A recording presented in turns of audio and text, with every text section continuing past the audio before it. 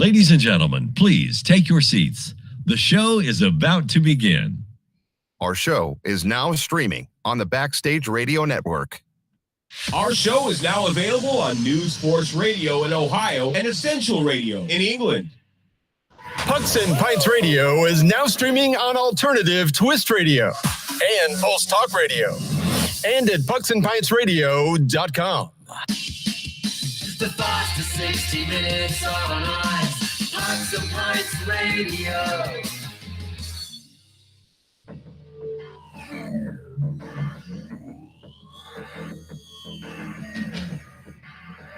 He shoots and scores.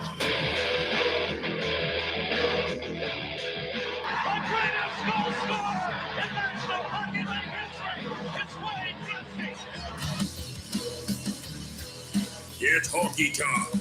Here are your hosts, the Big B, Coach K, and Bacon. The waiting is over. You believe in miracles? Yes! And now for Pucks and Pints.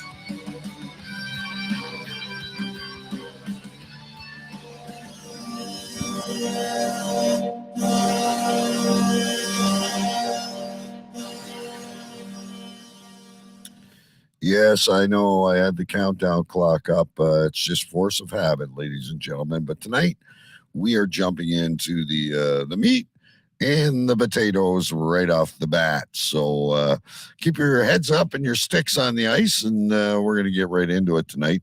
My name is Coach K. I'm here in Windsor, Ontario, and I'm joined tonight by only one colleague, not too far down the street from me. That's right. Another one from Windsor. Glad to be here. Missing Big B, but he's got some personal stuff going on. We wish him the best, and hopefully be back next week with us. And prayers over to Big B. Now, last week with Big B, he missed the other show we do with COVID, and you and I were talking on the pre-show, and you had a little interesting encounter this morning. Yeah, that's right. My son, I took him to the orthodontist this morning, and he wanted to stop at Tim's on the way back to school. So we stopped, and he got a farmer's wrap. And of anybody who knows Tim Hortons and farmer's wraps, the eggs are not particularly the best smelling. So you know when someone's eating one, right? So I was in the car, and I've had a cold for a couple days, no big deal, and I thought to myself, I'm like, man, I don't smell anything. It's weird. So I kind of played it off to be, I'm congested a little bit, whatever. So then I went to Starbucks on the way home from my wife, and they open the drive-through window, and you get blasted in the air with coffee, and I couldn't smell that either. So I came home and I decided to test, and lo and behold, Big B is not the only recipient of COVID in the last week and a half. So I am here in my basement, quarantined away from the rest of my family. To keep them healthy. So. With the big C. Now, hopefully it didn't spread anything around on at the rink on the weekend. I haven't been at the rink. We played last Wednesday, and we don't play again until next Sunday. So I kind of a blessing in disguise. Oh no, okay, so no bantam this week. Nope, nothing. So we're good. You're not doing bantam. No, we're midget. You're just doing the midget. That's just the midgets. That's right. Yeah. So we're lucky. Yeah. All right, good stuff. So you may have to, video conference your assistant coaches to give direction. Yeah. Yep. For the big game. All right, ladies and gentlemen. Well, I'm assuming there's no craft beer. I'm simply drinking a Labatt's Blue. No craft beer, just a nice glass of cold water tonight. Cold water, just keep it good. But it's nice to see. That both with you and Big B, the symptoms of COVID don't appear to be as exasperating as they were during 2 years ago. Very true. So, that's very true. Like I said, had I not been able to not smell, I wouldn't have thought anything of it and just thought, hey, I was congested, and that was it. It was just I felt pretty run down Saturday, but for the most part, I don't feel too bad. I just feel just pressure in the head. So I'm convinced I've had it at some point and not even known it. Yeah, I would agree with that. Scratchy throat, or like you said, a plug nose, and but anyway, here we go. We got a lot to talk about tonight. We're at a point in the season now. They always say, wait till we get past American Thanksgiving. Well, we're past that now. So, I mean, every week we got to take a look at the standings because it becomes more and more dire for certain teams, but also more and more prominent that some teams that we might have counted out are not going to be there. But before we get into that, first of all, let's get into our water cooler thing here, and then we'll go with your streaks. And now, NHLShop.com presents breaking news and water cooler talk. Yeah, by the way, before we get started, be sure if you are shopping for any NHL merchandise, ladies and gentlemen, that right on the webpage at pucksandpintsradio.com, very prevalent there. You can click on the NHL.com link, and we noticed some people have been shopping, and we really appreciate it. The funny thing is they hold on to it for about 3 months, so I guess they think you're going to change teams before they pay us or something. I have no idea. Anyway, let's get into your streaks. You wanted to talk streaks to kick things off tonight. Yeah, it's been a big, I want to say a big week, but it's been a big 3 weeks, 2.5 weeks in the NHL. From the standpoint of milestones happening, first, you started off with Phil Kessel, right, and his Ironman streak now at 1,008 games as of yesterday. Sorry, and he eats hot dogs, ladies and gentlemen. So don't be preaching at us about, the food we like to eat. That's right. Which, by the way, closer to you, I don't mean to get off subject, but I'm going to contact these people, see if they'll sponsor us. There's a new Coney place in Ford City. Ooh. And I guess they're as close and as good to a Detroit Coney as ever been found. Well, listen, I think then after I get over whatever I'm getting over, we need to pay them a visit instead of just contacting them. Yeah, that sounds awesome. Not just to introduce ourselves, but to have a nice Coney. Oh, for sure, sure. Anyway, so Phil Kessel, Mr. Hot Dog. No matter what you think of it, he's going for whether you like the guy or not. 1,009 games tonight. Yeah, that's crazy. It's, and we've said it before. You look at a guy like Kessel. He's not the kind of guy you typically picture in an Ironman streak. You look at him and go, really, this dude's played 1,009 games straight? What do coaches see in this guy? He's not the most physically fit man. No, but he's team leadership, right? He's the guy in the dressing room that keeps everybody going, and and obviously where he has it upstairs is maybe he's not blocking shots but he knows where to pick and choose his battles. Obviously, after 1,000, I'm still really bitter about the Flyers and the Yandel thing. Yeah, that's a real bummer. Like I said, the night that it happened, the fact that Keith Yandel was on Sportsnet as a commentator commentating the night that Kessel got the streak was a real slap in the face to him. I mean, just play there, just dress him. Yeah, give one shift. Right. Same thing I said with Spezza. Give him a chance to get the 7 points he needed to get to 1,000, and then let him do whatever he wants. But but he seems content. I mean, he's a one of a kind. He is. So let's go from Kessel to the Bruins with the most wins to start a season at 14 in a row. Now, I think it's tonight. Correct me if I'm wrong, but I believe Cassidy is coming back in with the first place Vegas Knights. I believe you're right. He don't give a shit. He wants that streak. Yeah. And it's funny. I meant to look that up to see when the next game was and who it was with, and I think you're right. Yeah, I heard some on the NHL Network or something. But, there's a lot of things that are going into this streak. Hampus Lindholm, who they picked up at the deadline, I think just as a fill until they sign him long term, is plus 21. He's leading the NHL in the plus minus. And then the goalie that was written off, and I know Swayman, I believe, gets the start tonight, and he deserves it. He's a great goalie too. But Linus Allmark is leading in just about every goalie category. Goals against, save percentage, wins at 14. He was a great goalie in Buffalo, and he's probably getting the shit kicked out of him every night. But this team's in good shape. Pasternak, points, 34 on a contract year. Goals, 16, Pasternak. Yeah, I thought it was interesting when you brought up the Swayman-Ullmark combination at the beginning of the season. Their management team said, they're going to split 50-50. They're going to be, a tandem. They're going to work together. And it seems the way that Allmark is playing, Swayman has sort of just become the number 2, and he just plays, once a week-ish because Allmark is standing on his head. And it's good to see. Don't get me wrong. I think they're both comfortable.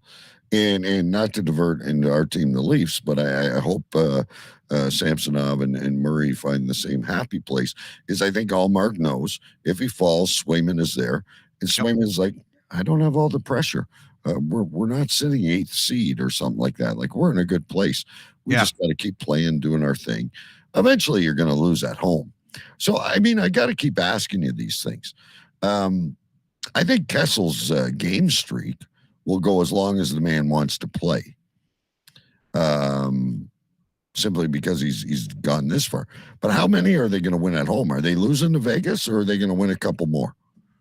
I don't know, man. That's a tough crowd to play in front of. I think if because they've got 14 now, they're going to have to really, really crap the bed if they can't find a way to win against some of these teams coming in. Vegas, although they're not a team to shake a stick at. So, they're a good team. They're a fast team. It could be tonight, but I think they've got maybe another 3 or 4 in them. I think they can get 16, maybe 17 before it starts to become a kind of a monkey on their back. This is the year of the streak. Yeah. Oh, for sure.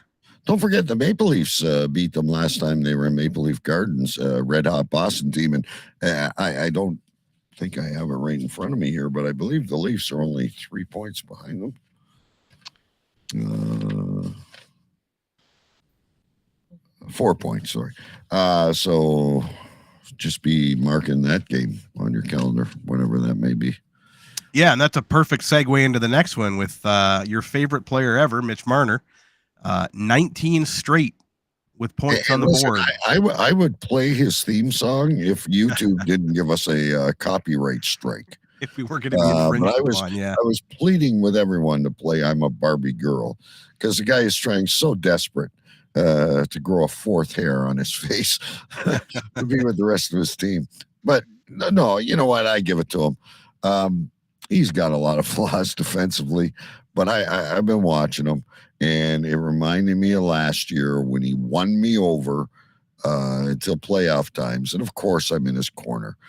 I've got an autographed Marner jersey that I've now ordered a photo box or whatever they call that to frame it with a hockey card that Jake has.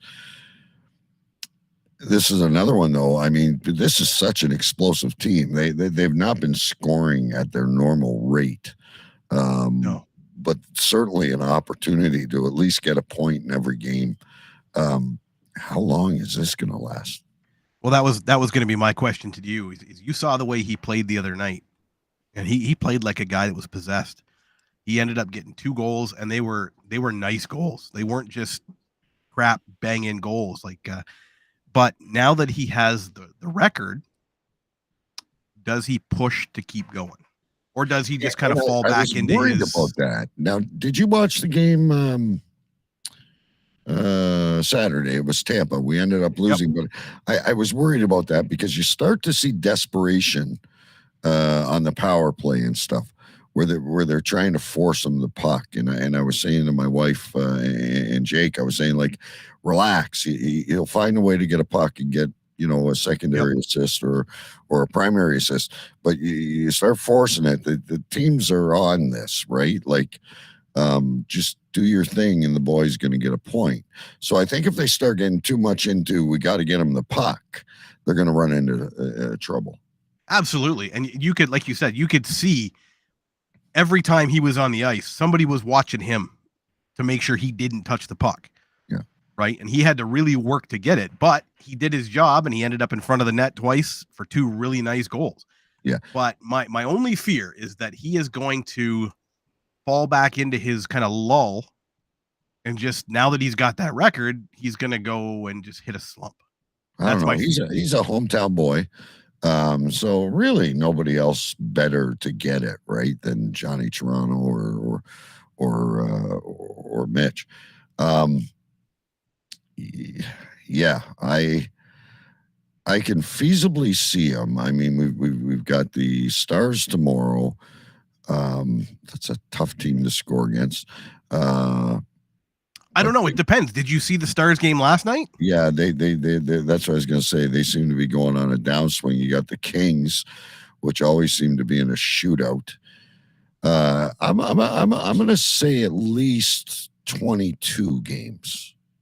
Okay, so 3 more. Which is still incredible amount. What's he at now? 18 or 19? 19. He was 18, tied it. 19 broke it. Let's go 22. I'll as Jay Vegas would say, sprinkle some money on 22 games.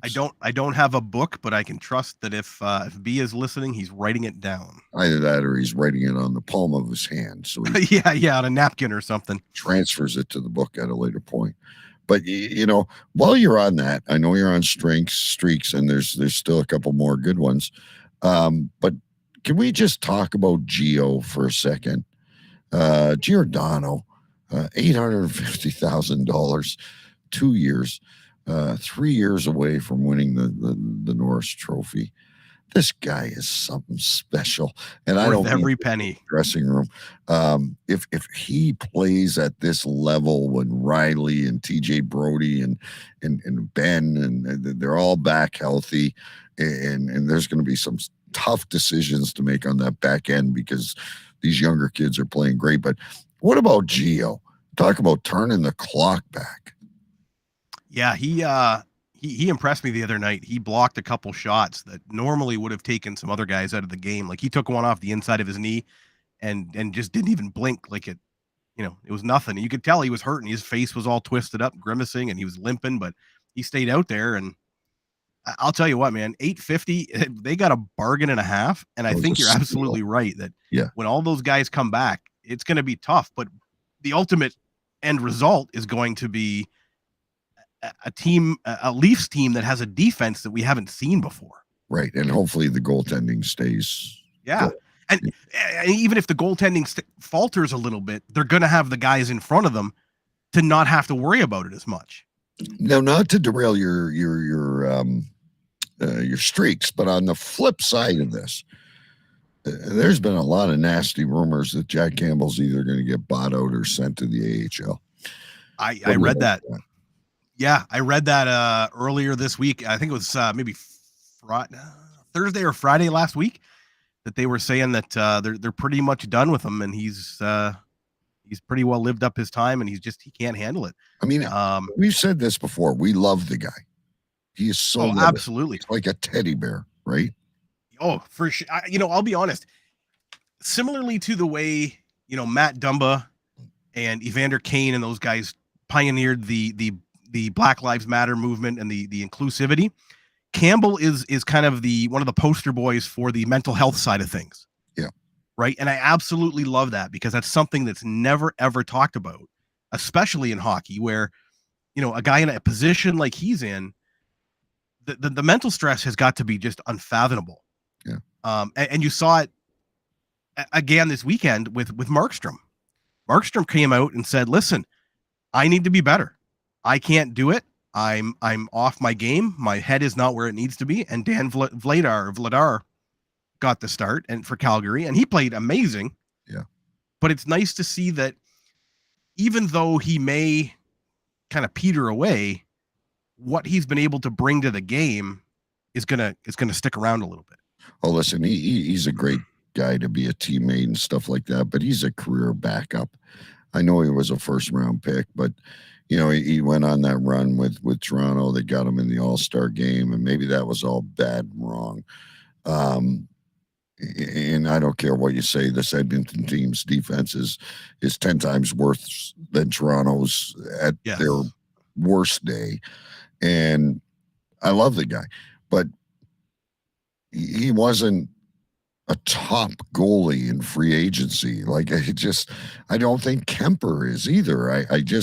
These guys are not Vasilevskis or Shesterkins or what's his name, Ottinger there in Dallas. They're a special few.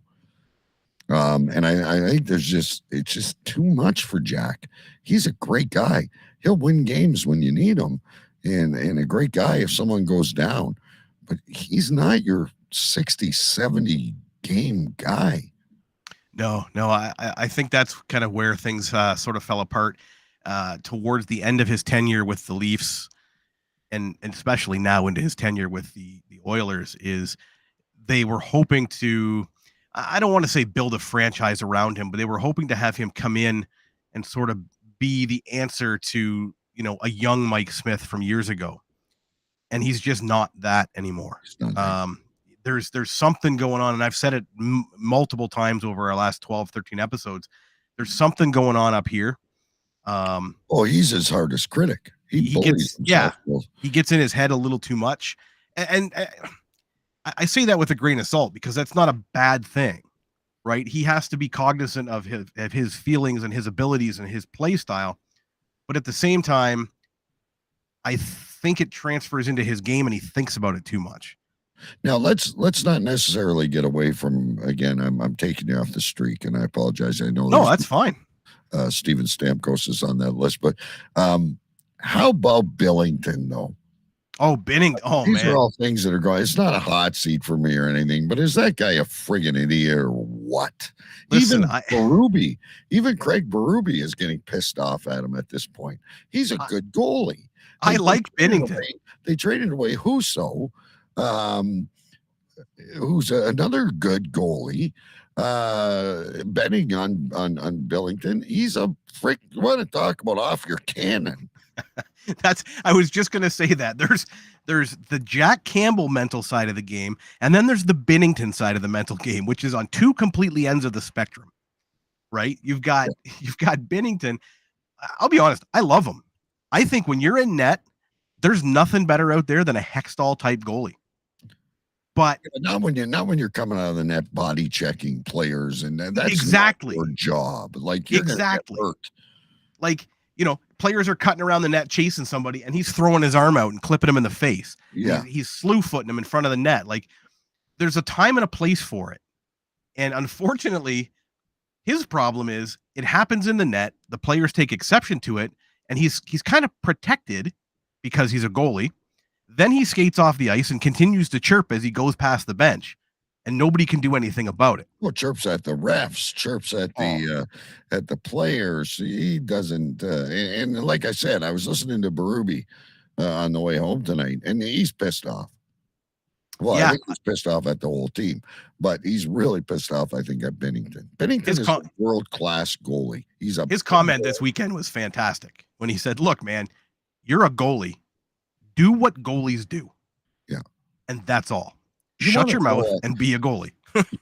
you want to punch somebody in the face with your blocker, or you want to give them a little chip or something like that, but relax, pal. Just, the night he pushed Shesterkin, or not Shesterkin, the one from the Islanders, Sorokin. Oh, Sorokin. Yeah. On the way by. Just stupid.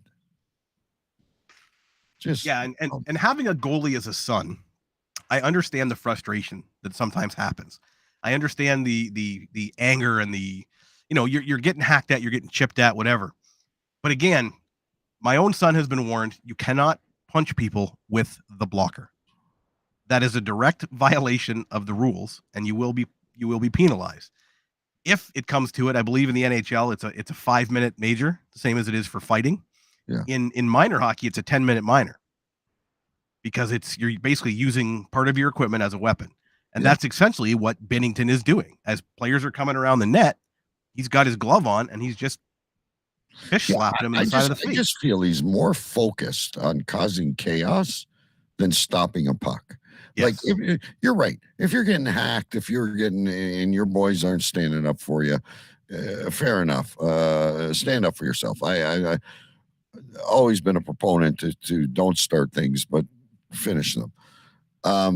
But it just seems he's more focused on being the Donald Trump of the NHL, let's put it. I don't know how else to put it, than stopping pucks. And that's not going to bide well for a team that's in a very difficult position right now.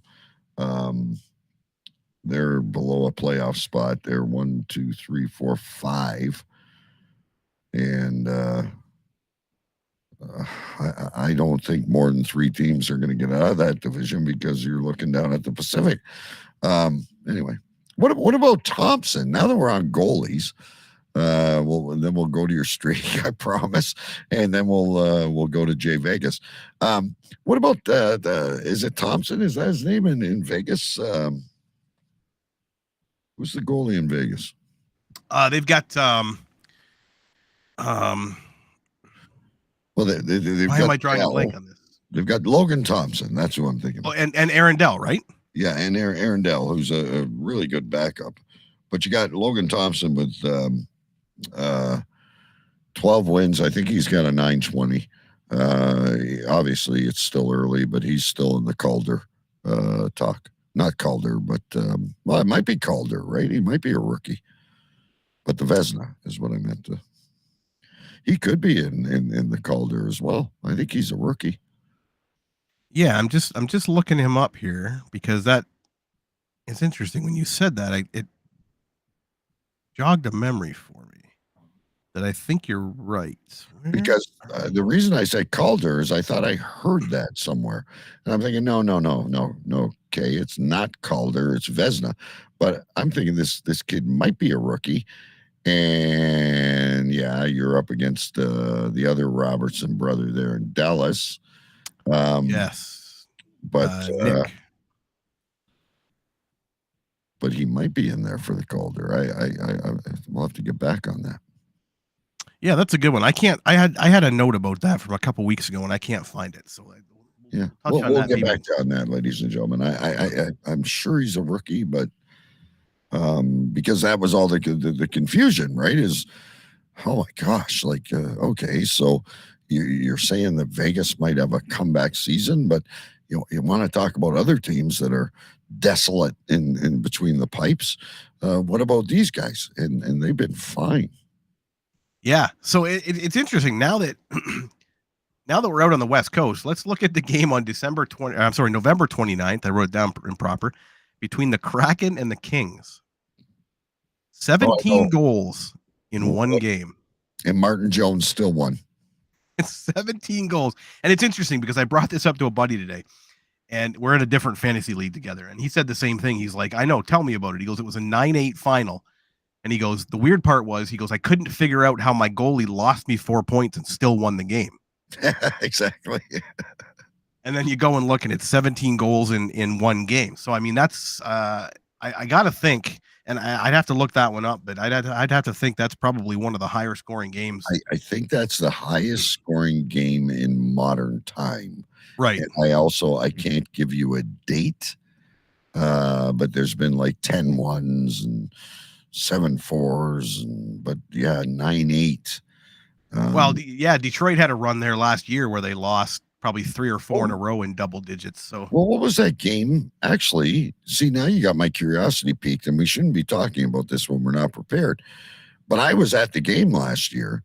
Yeah, they won 10-2, did they not? Yeah, Toronto was winning, and then Detroit went up like 7-4. Yeah. Or 6-4 or something, and the Leafs ended up beating them. I don't know the score off the top of my head. I don't think it was 9-8, but it was pretty darn close. Yeah, it was I remember watching the beginning of the game going, wow, this is great. They're winning like 6 or 7-1, and then all of a sudden it's like, oh, wait a second, hold on. And then Detroit just kept pumping the goals, and it was like, oh no. The only thing I don't know is I went to a preseason game, so I don't know if that was the preseason game or the regulation? But anyway, I was at that game, and there was a lot of goals. So we'll have to report back on that. Yeah, and then looking at points, you had Corey Perry with 1,200 games. You had Stamkos hitting 1,000 points. Corey Perry. I mean, you got to give the guy credit. So we'll come back to him in a second because I read an interesting thing today. I want to get your take on Stamkos at 1,000 points and Patrick Kane as the third active player to 1,200 points. Yeah, I mean, he's going somewhere. We all know that. But I really did enjoy the ceremony they did on Saturday with Stammer. World class guy, especially being a local boy, right? Like he's a local kid. Played his OHL career in Sarnia. Yeah, just 45, maybe an hour up the road. So, it's really cool to see. He's a class act. I love Stammer. Absolutely. And going back to Corey Perry. So now Corey Perry, Hall of Famer or what? Well, he's a dirty player, and I don't remember him ever being that way in his early years when he was like the scoring, on the line with Getzlaff over there in Anaheim and stuff like that. I still think he hit Tavares intentionally, and there's been a few things he's done over the years since. Maybe he's another Wilson. Maybe he's just an antagonizer. A great guy to have on your team, no doubt. I'd take him. I take him on my team, but I don't trust the guy. I think he's finding a way to survive. I guess, right? He's making himself pertinent when he's not the 50-goal scorer anymore. That's it. That's exactly what I was going to say. I think you hit the nail right on the head by saying, he used to be the scorer. He used to be, the guy who set up the plays, that sort of thing. Now he's kind of gravitated towards the other end of it, where to stay viable and to stay active, he's out there, giving the old cheap shot here, cheap shot there, getting into some little dust ups that maybe he shouldn't be in. I don't know. I still like him. I still like him for the Hall of Fame. I think he's had a great career despite the last 3 or 4 years. Yeah. Since you brought the question up, I'm second guessing my own opinion of him. He's made himself relevant again. And as much as I hate him more than Brad Marchand. That was a hot seat you had a while back that we never got to. Who's the most? I hate Corey Perry, but I'm sure on my team, I'd buy his jersey. Sure, absolutely. Right. I think the amount of good things that he has done and good things that he has had outweigh the last 3 or 4 years. But if it continues, obviously it's gonna sully that name a little bit. But I mean, he's still on the power play. Yep. So he just doesn't have the legs to go, 20, 21 minutes a night anymore, probably. That's right. He's probably I'd have to look, but I'd guess to be maybe a 12 to 15 minute guy a night. But when he's on the ice. Yep. Oh yeah. Anyway, listen, let's take a quick break here from, we're going to come back to headlines and water cooler. There's lots more that we got to talk about, but let's switch over to Jay Vegas here. And this is the point where we're going to have to mute.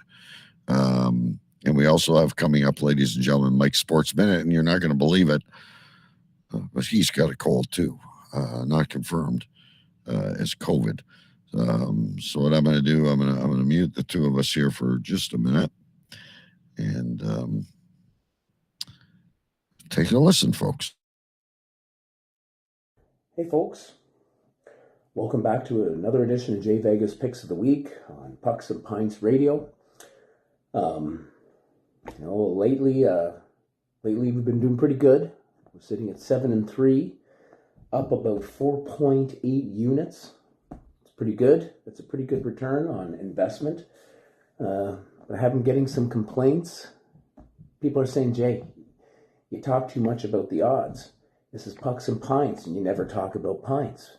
It's always about the gambling. So today we're going to take a little time to talk about these 2 vintage beers that were donated to Jimmy's Sports Lounge by Doug Heath. Doug Heath says he acquired these two beers in 1964 in Harbortown. We have O'Keefe beer here, which I believe merged with, or it used to be Carling O'Keefe, and that I remembered. But this beer here, Crown and Anchor, well before my time, obviously, both from 1964. I've never heard of Crown and Anchor, but these are two old beers that were donated to Jimmy's Sports Lounge, and there I've talked about some vintage beer, folks. We've also been getting some viewer mail, I guess you would call it. For example, Bernie in Rochester wants to know if we should sprinkle a little bit of money on the Seattle Kraken. And it's obvious that the Seattle Kraken are unexpectedly hot lately, so you're only getting 20-1 odds on the Kraken to win the Stanley Cup. You would have got better value at the beginning of the year. I believe they were in the neighborhood of 60-70-1. If you're going to bet on the Seattle Kraken, wait for the inevitable slump, which will happen probably just before or just after the All-Star break. You'll get better odds on them then, but this is probably the worst time to bet on the Seattle Kraken. I guess it's a little early to count out the Leafs. Saul from North Bay wanted to know if I've discounted them too early. I mean, it's a little early to count out anyone, except the Chicago Blackhawks. They're not going to do anything. They're terrible. Stay away from the Blackhawks. Too early to say if the Kraken are the real deal or if this is just a hot streak. I don't know. Same thing with the Leafs. You just can't tell this early. I mean, let's be honest, folks. When Mitch Marner was unhealthy and wasn't playing, Matthews couldn't score. Tavares was barely getting points. Now Marner's back, and let's be honest, Tony from Calgary kind of gets it. Tony from Calgary asks, how long will Mitch Marner's streak last? On Saturday night, he hit his 19th game scoring a point. Will this extend? I believe the Leafs play I think the Leafs play tomorrow night. And if you want my guess, I'd say, yeah, that's when Marner's streak ends. But come on, guys. Tavares started filling the net as soon as Marner comes back. Matthews looks like a world beater. As long as Marner stays healthy, I guess you can't count the Leafs out of anything. Listen, folks, let's get to the pick of the week. I know it's Pucks and Pints, but we are going to talk about gambling for a bit. What we're going to take tonight is the Arizona Coyotes to score over 2.5 goals, meaning if they score 2 goals or less, you're going to lose this bet. But at plus 135, you're getting great value on the Coyotes to score over 2.5 goals. In the last 6 games for the Arizona Coyotes, they've scored 3 goals or more. They haven't scored less than 3 goals in their last 6 games. That's what we're going with this week for Jay Vegas' pick of the week, guys. You're getting plus 135. $100 gets you a return on your investment of $235 because they have been putting the puck in the net lately. So, folks, tonight, Monday night, Jay Vegas pick of the week. We're taking the Arizona Coyotes to go over 2.5 goals. And that's your Jay Vegas pick of the week, guys. The Leafs. These beers are older than a Leaf Stanley Cup. Sorry, guys. Don't start the parade yet. Not in Toronto. Good luck, Arizona. Over 2.5 goals. See you guys. Pucks and Pints Radio.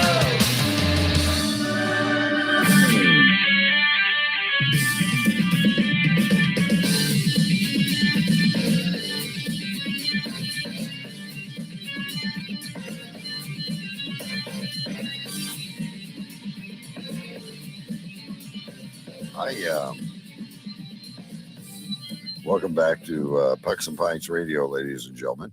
I only have 2 things to say. I wouldn't crack either one of those beers. And Jay, you're on video, not just radio. You need to fix your collar.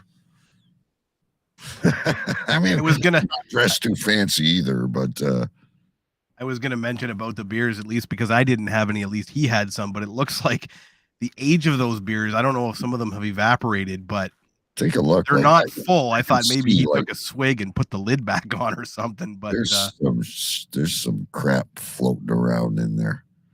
But to hang on your shelf and have as a collectible, good for Jimmy's. that's right. Good for Jimmy's. Anyway, folks, let's cue back up into our headlines and stuff. I just thought we'd get that in. We got Mike Jolitz's Sports Minute coming up before the close. Have we covered all the streaks? The only one I had left, and it's kind of cool that we left it till the end, was Alex Ovechkin passing Gretzky for the most road goals in history with 400. Yes, I saw that, and you know what? That's unless you're hockey nuts like you and I, you probably wouldn't notice that. But that's a pretty big accomplishment. Yeah, and you know what's funny? I had to look that up because I thought to myself, I'm like, 403 goals on the road. That's not very many. Like it doesn't seem like a lot. Right? Like when you think about, oh, he's got 400 goals like in his career, you know, the guy's chasing these records. And then I thought to myself, okay, we're talking road goals. So half of your games are played at home. Maybe 2/3 are at home if you got a good season. You know, they try to balance it out as best as possible. So it's a big accomplishment. I mean, you got to remember on the road, you're not getting your last change. Yep. Right. So he's probably facing tougher opposition. And I mean, let's face it.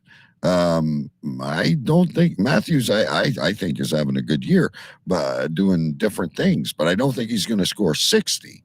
So you're not going to score 50 and 60 every single year.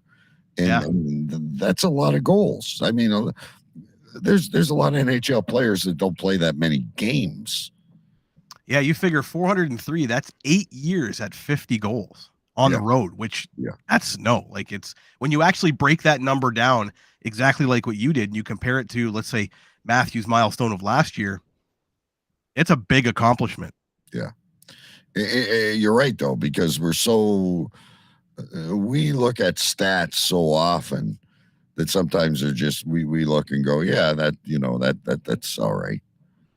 But no, that's something. I mean, whether or not he catches Gretzky, it was a different time, a different world. He's probably the number 2. We'll see what Connor does, but he's right up there in the Mount Rushmore. Yeah, I always hated that argument as kids growing up, like, Ovechkin's so much better than Gretzky. And it's like, well, wait a second. You can't say definitively that one is better than the other because it was, like you said, it was a different time. The goaltending and the defense and the style of the game was completely different when Gretzky did it to where it is now. I will say I think he's better than Crosby, which is probably a bad thing to say as a Canadian. I like Crosby. I do think he started his career as a little whiny baby. I think he finally grew up and started to fast forward to 2022 when he had that little fit on the bench against the Leafs, and I thought he broke his toe. Yeah, he disappeared for a period, baby. Right? He's another guy I'd love to have on my team. Don't get me wrong. I think he's another Hall of Famer, but give me a frigging break. That's Binnington in another way. He's not beating up someone. He's beating up the freaking bench with his foot. You want your team to make one last rush at the Stanley Cup, and I know they've had some bad luck. And by the way, prayers to Chris Letang with the stroke that he had. But come on, he's still a baby. I did not appreciate that when he did that. Did you see? Were you watching that game? I lost my co-host. It's always great when you only have one co-host and you lose one of them. But anyway, yeah, I don't know if you guys saw it. I don't have any video, but I can't remember what happened. Something didn't go his way, and Something didn't go his way. Oh, there he is. He's back. Okay, I'm not on my own. Something didn't go his way. I can't remember what the play was. And he was literally having a shit fit on the bench. Oh, well, yeah, it was Marner. Marner he did something and got in his way, and he got off and started kicking the boards and then disappeared for a period. Well, he probably, you ever jam your finger or your toe playing softball, or, like, it hurts. And yes, it does. Yes, it I know does. you got protection on those skates, but come on, Sid. Like, you're the guy. You're supposed to remain composed at all times. Yeah, and talking about the Penguins real quick with Sid and that line he plays on, thoughts go out to Letang and his family, with him having a stroke last Monday. Kudos for him for recognizing something was wrong, though. Absolutely. Well, now, interestingly enough, I don't know if you read it today or not. I don't know what the actual outcome is from what happened. However, you remember Andy Delmore, who played for the Thrashers and whatnot. He is now an assistant coach here with the Windsor Spitfires. He had an episode of something on the ice today and was taken by ambulance to the hospital. And apparently he's stable, and prayers to him too. I mean, it seems like there's a lot of, and I'm not suggesting it's any kind of drugs or anything, but it just seems to me, and not just hockey, there's a lot of people having incidents at a practice or during a game. Yeah, and I've got it on my list as something to talk about for some of the, kind of the injuries and the out of the blue freak things that have happened over the years in the NHL is one of my topics. But these ones are definitely scary, where guys just they're in practice and whatnot, and then just, hey, coach, I'm not feeling very good, and then they end up in the hospital and they find out that there was something major going on. And I mean, listen, here's you and me, probably not in our optimum shape that we should be. Hey, I still play. If I can keep up with 15 and 16, 17-year-olds, I do okay. I get out when I can, and I can still skate and stuff like that. But I mean, I'm not the man I used to be. But like, when you see what you think is completely healthy people, it's got to be something genetic. It happened before to him. He got up and went for a skate the next day. Obviously, he didn't play, but he was on the ice skating, not practicing, but he went for a skate. Yeah, for just his to get own out mental and health. see how he felt and whatnot. And Well, and maybe that's the key, like you just said, right? Like you were saying earlier with mental health, he did it to clear his head. Yeah, just to keep his wits about him, right? It's his job. It's what he knows. It's what he loves. So to say, hey, you got to sit in this hospital bed, or you got to stay home and do nothing for the next, 6, 8, 10 weeks, however long they deem him out. They right now they're projecting for the remainder of the season, but it's got to really weigh on you and drive you nuts. So to see him get out and do that, kudos to him. But you were talking like that guy, again, I don't have his name off the top of my head, ladies and gentlemen, I apologize, because these are spare of the moment kind of conversation. But there's a guy in Columbus, concussions, done for the season, might call it a career. Jake Muzzin, he's taking more wear and tear, but you wonder if, but I maybe I haven't been observing as much as I should, but I really feel like there's a lot more. And you know what? Maybe they're realizing the value of family, and maybe there's more opportunity to do work for certain teams off the ice. Like we referred to Spezza not getting that milestone, but he was given a sweet little job there, and Tucker and Wendell Clark. And I'm only doing the Leafs because they're my team, but I mean, this is all over the league. Shane Doan in Arizona, maybe that's why, but it sure seems to me like there's a lot of guys calling it quits before we think it's their time. Well, yeah, I think a lot of it is now it's been brought to the forefront with a lot of the things that have happened, right? You take the mouth guard scenario for instance. The minor hockey. Well, first of all, the OHL has come out a couple of weeks ago and said, "Hey, we're really going to start cracking down on these mouth guards, and for anybody who's not wearing one, it's a 10-minute minor." And my kid was a chewer. Yeah. There's a lot of kids that, but Yeah. at least he has one, right? Yeah. Like there's a lot of kids that just don't have them anymore because they were never fully enforced. And it's coming back full circle now in minor hockey where our games start and the refs say, "Hey, look, I'm going to warn you now. You got mouth guards, you got neck guards. If you don't wear them, then I'm going to send you off the ice to go get him. And if I warn you once, then everybody after that's getting 2 minutes." And I'm sure it was a team that you and I coach, but I could be wrong. Could have been another one. But neck guard. Somebody didn't have a neck guard on, and they pulled him off the ice. Neck guard or no go. Yeah, absolutely. Actually, it was Robert. I'm not going to say last names, but I think it was Robert, and it was broken. Yeah. And we dashed around the arena. Well, we didn't, but there were some people that did for us and found a neck guard. Went and found one, right? Look at these kids. These kids are. This is why I hate hitting from behind and shit like this. These kids are going to go on to be engineers or doctors or just everyday people, but they've got more than hockey. But I mean, I don't know how long you've been around the game, like coaching. When I first started, there was no concussion clinic. Mm-mm. There wasn't that sexual abuse course that we got to take. I mean, none of that was around. Even in my tenure as a coach. I mean, when I was a player, we didn't wear face masks, we didn't wear neck guards, we didn't wear mouthpieces, we didn't do anything. And I'm still alive and have 80% of my teeth.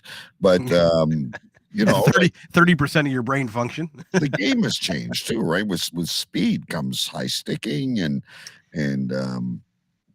well, that brings up an interesting point we can touch on maybe another week is the game has changed to the point where look at the technology they use in the sticks. Look at the technology they use in the skates, in the helmets, in the, lighter, faster, stronger.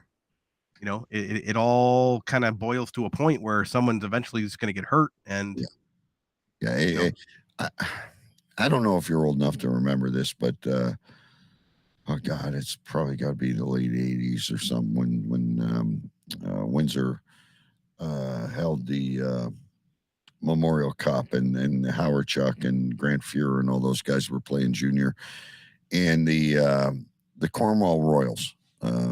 They were actually part of the Quebec League back in those days, even though it's an Ontario city. And they came in with face masks. And I remember my dad, rest his soul, saying, the face masks are good. They protect them, but the other teams don't have them. Look how high their sticks are. Yeah. Right. Their sticks were up constantly because they had those cages on. I think the Quebec League must have been the first team that enforced it. Right. Because you're here with the Memorial Cup, the Canadian Stanley Cup, for those of you listening in the States or elsewhere, and one team has face masks. That's a disadvantage. But I remember my dad saying that to me, like, watch, their sticks are way up. And I think having this equipment is good, but also in another way leaves for, you're a little bit lackadaisical, let's say. Yep. With how you're playing the game. Yep, absolutely. I don't disagree with that at all. Two quick things. I'm not going to queue up Beat the Clock, but I do have a couple more quick questions for you. We're down to about 7 minutes. We got to get to Mike. Speaking of streaks, I think, and you guys are going to be sending me hate mail all week. I'm up for it. I got tough skin, but I think John Tavares is at 974 points. Like he's closing in. He's getting close. Is he going to hit it this year? 26 points in, what do they got, about 50? They got a lot 60, of hockey left. 60 something. Yeah, I think he can do it. If he continues the season the way he started the season, then yeah, I see him hitting it for sure. Barring any injuries and any Corey Perryisms, I think we'll be okay. Yeah, I agree with you. And then my last thing was, am I the only one? And again, this isn't a Leaf thing, ladies and gentlemen, because the rulings worked in our favor the night we knocked off Jersey. These, especially offside, Bacon. these video reviews are driving me crazy. Goalie interference is what it is. You're in the blue paint. I don't care what the goalie's doing. I don't care if you were pushed into the net. The whistle's gone. Maybe it's not a penalty, but the play's dead. You're in the blue paint. But offsides are driving me nuts. I'm getting so sick of these reviews. And I, like I said, my team has won the majority of them. I hate them. Yeah, this is a tough one for me because I like it when it goes our way. For instance, the game last weekend with Toronto and New Jersey, where Jersey had 3 goals called back for various reasons. But I don't know. Like I agree. Maybe the blue line camera is not a bad thing. One angle, not 15 angles, not. But it doesn't take 25 minutes to frickin' review it. No, and that's the problem, right? Is you now have gotten into a kind of a niche where you're almost competing with the speed of a baseball game. Yeah. Where they had to try and speed that up because it was taking so long. Now you're getting into every goal that goes in. The minute the puck hits the net, you got 4 coaches heads deep in an iPad looking for some reason to call it back. Now, hey, you and I both know after coaching together, any puck that goes in the net, you're looking for any reason to scrutinize why it went in the net. Maybe it was an offside, maybe it was goes whatever. Both ways, right? And I'll tell you, this is my last statement on this. We got to get Jolitz in real quick. Is the way my mind works, and I'm watching these coaches. They're using it to delay the game. Oh, sure. Get a rest, right? Whether they're going to challenge or not, they're using it to delay the game, and they're using it to rest their players. And I only say that, ladies and gentlemen, because I'm that naughty coach that would do that. But it's not right. But I will take every advantage I can possibly get if you're going to give it to me. I have an interesting story for you offline about that very scenario. All right. We'll talk from about last that. weekend. We'll talk about that in a minute, but you know how I am, right? I mean, I'm that guy. You have to be, right? Like, well, you give me a hole, I'm going to stick my finger in it. I'm just a curious guy. Anyway, here we go, ladies and gentlemen. Mike Joel at Sports Minute, and we'll come back and close. Now it's time for Sports Minute with Mike Jollitz.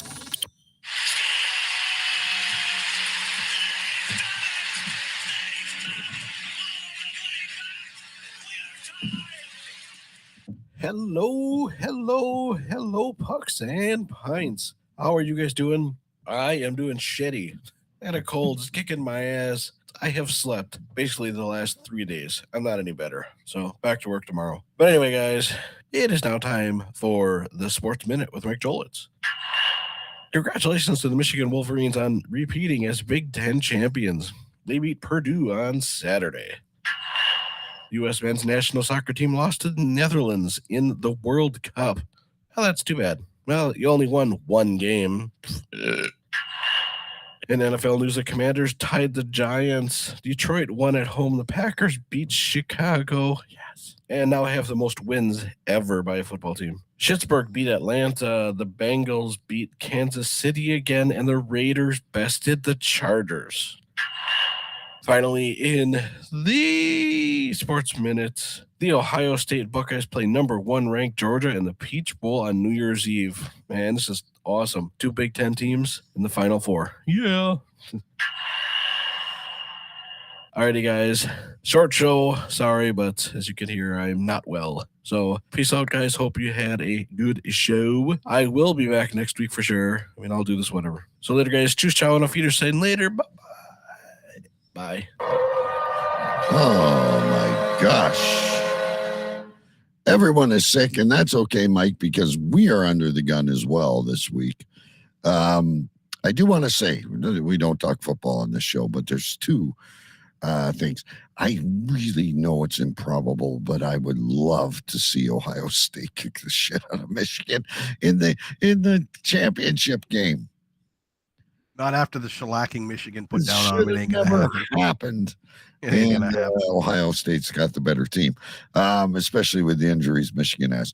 And the other thing is, I want to say is I love that coach of the Lions. I'm not a Lions fan, but listen to his press conference after the game. The guy is a little kid. He loves what he does. He loves this team, and good for him.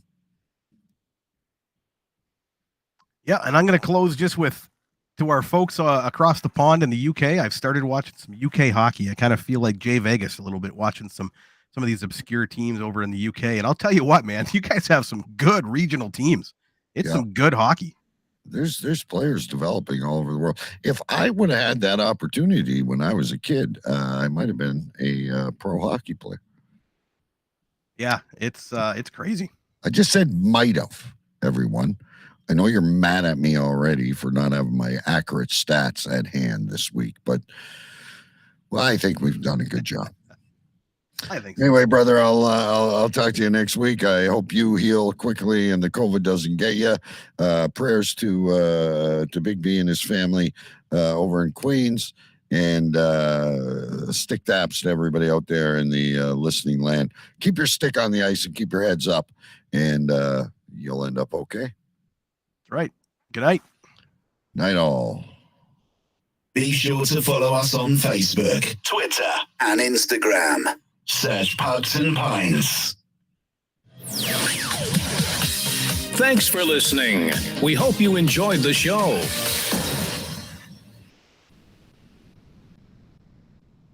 Subscribe to our YouTube channel now and make sure you never miss another upload.